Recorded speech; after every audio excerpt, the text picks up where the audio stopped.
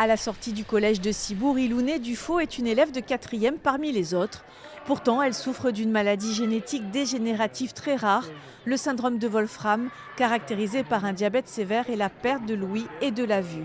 La semaine prochaine, elle sera la première Française à participer à un essai thérapeutique porteur d'espoir. Lundi, je vais à Montpellier pour un essai thérapeutique. C'est un médicament qui est déjà utilisé pour l'épilepsie. Et donc le but, ça va être de limiter l'évolution de la maladie ou alors de stopper. Ilouné est l'un des visages du Téléthon 2020. Elle sera en direct avec ses parents sur le plateau de France 3 le 4 décembre. C'est grâce à un élan de solidarité au Pays Basque pour financer la recherche génétique qu'elle va pouvoir démarrer ce traitement sur 3 ans après de longs mois d'attente.